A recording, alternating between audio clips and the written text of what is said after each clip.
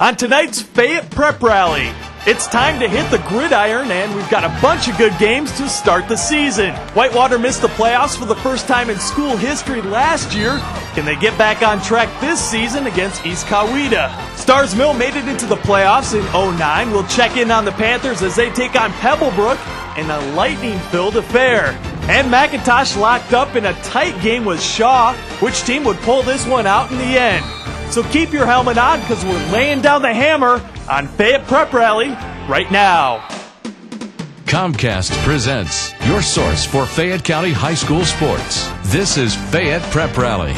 Hello and welcome to Fayette Prep Rally, your weekly high school sports program featuring the very best Fayette County high school action. I'm Daryl Scher, joined by Zaid Hakeem year-round on Comcast 25. Catch us here weeknights at 6, 8, and 10.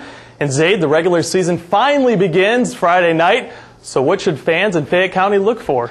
Well, it's a new season, new region for some of the teams. Everybody's 0-0, so there's a lot of optimism in the air in Fayette County.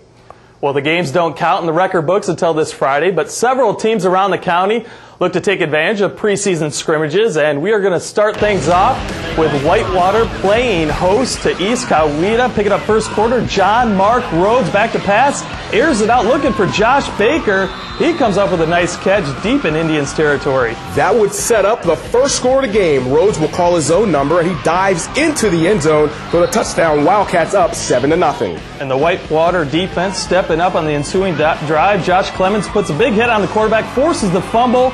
Whitewater would settle for a field goal, takes a 10-0 lead. Second quarter now, Ronaldo Jenkins in at quarterback, and he wastes no time airing it out to Brian Covington, who makes the grab and take it down at the 1-yard line. Josh Clemens will punch it in from there to give Whitewater a 17-0 lead. Whitewater D will come up big again. There's that guy, John Mark Rhodes, playing defense, forces the fumble. Rashad Turner scoops it up. He's off to the races, taking it into East Coweta territory before he's finally brought down. That will set up Austin Barnyard, who knocks home his second field goal of the day. That gives Whitewater a 20-0 lead at the half. Second half now, Ronaldo Jenkins pitches to Josh Clemens. He barrels his way into the end zone for his second touchdown of the night, and Whitewater goes on for the win, 33-14. All right, Zaid, so there's a couple of guys on Whitewater's offense that are battling it out to see who's going to start this season. Yeah, I talked to Coach McCreary, and he told me that Ronaldo has a very slight edge over John Mark Rhodes.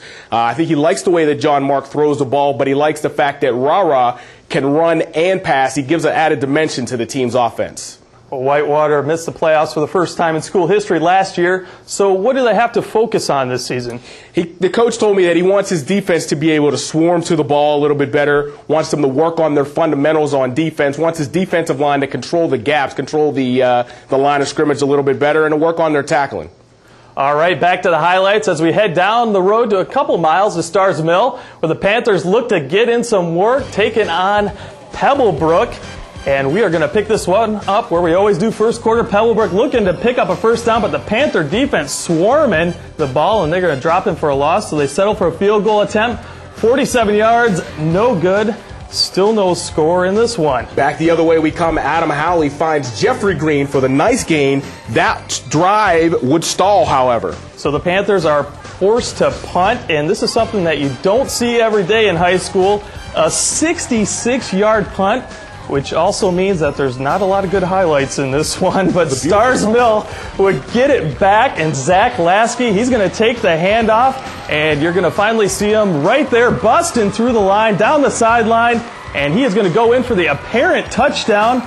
But oh, those referees, there is laundry on the field. Personal foul penalty brings it all the way back. Starr's Mill still driving. Adam Howley puts it up for Jeffrey Green, almost makes a spectacular one-handed catch, but couldn't hold on. So the Panthers settle for a field goal. Ryan Nowicki knocks in the 43-yard field goal, makes it 3-0 Starr's Mill.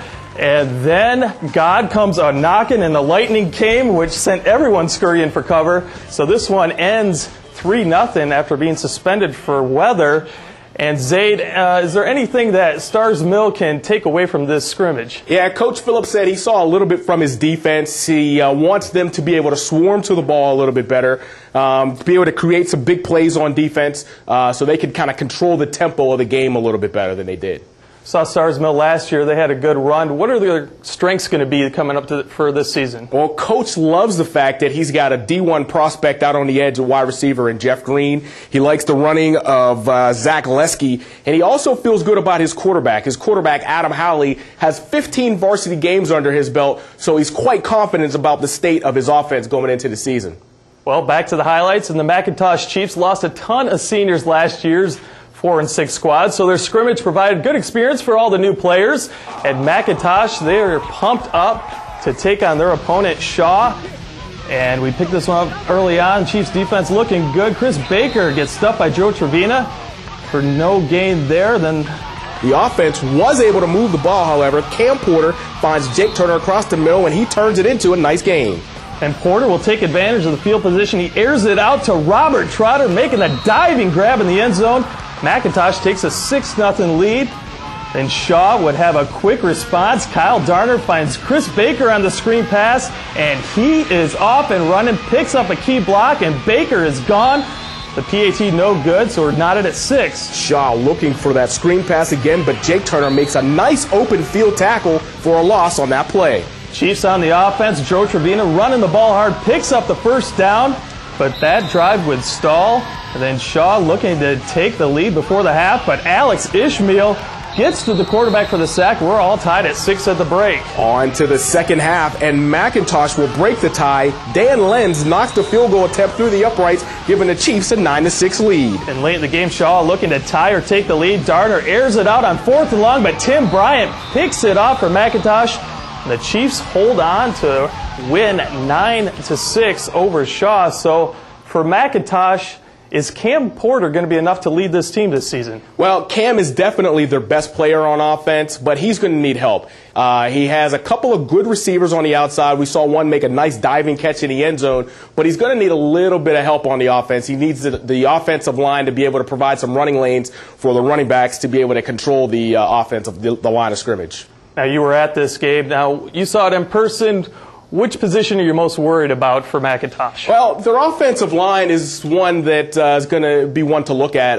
Cam a couple of times told me that he dropped back to pass, would take his 3-step drop, and would start to throw the ball, and there'd be a defensive lineman right in his face. Like I said earlier, the offensive line is going to need to protect him and also open the holes for the running backs. All right, time now to look ahead to week 1 of the 2010 football season. It's brought to you by Huntington Learning Center, and we start with a big one.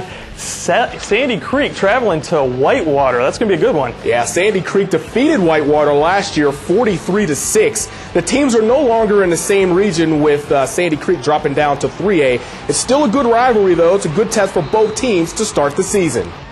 And our next game is going to be Coosa at Starr's Mill, and this is going to be a first between the two teams. Yeah, first meeting between the two schools. Like you said, Coosa only won 3 games last season. Coosa is a 2A school. It's important for Starr's Mill to be able to get off on the right foot. They should be in position to win this game, but we'll see how it goes. Yeah, it's going to be an interesting game to see if Starr's Mill can get off on the right track. And then our next game, Woodland at Fayette County. Woodland is in their 3rd season of varsity football. They made the state playoffs last season in 3A. They're now competing in 4A. They're in the same region as Fayette, but this game is not going to count. They're in the same region, but this is not going to count toward their region record. Yeah, that's going to be a good game to see how Fayette's going to do. And then our llast one, McIntosh at Pike County. Yeah, Pike County only won 3 games last season in 2A. They were a 9-2 playoff team the year before. McIntosh is trying to build off of their success of last season. It's going to be very important for McIntosh to be able to get off to a good start. All right, so McIntosh heading to Pike County. And McIntosh with Cam Porter, he was a big leader on that team last year, and he's expected to do a lot of big things this year. What do they have to do against Pike County to get off to a good start? Well, like you said, Cam Porter is one of their leaders. He was their offensive MVP from last season. He had almost 1,200 yards in all-purpose offense. It's going to be important for the offense for Cam Porter to be able to get off to a good start if McIntosh is going to get off to a good start.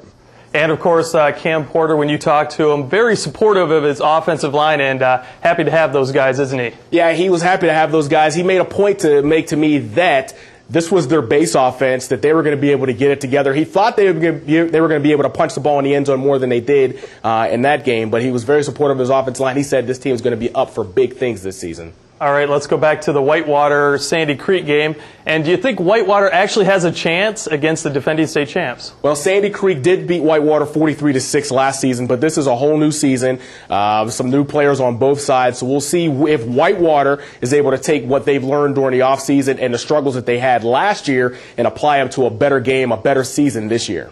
All right, that's going to do it for us this week. Catch us back here on Comcast 25 next week for game highlights and features. Also, remember to check us out online at FayettePrepRally.com. For Zaid Hakeem, I'm Daryl Scher. Thanks for watching, and we'll see you under the lights. Grab some wood there, bub.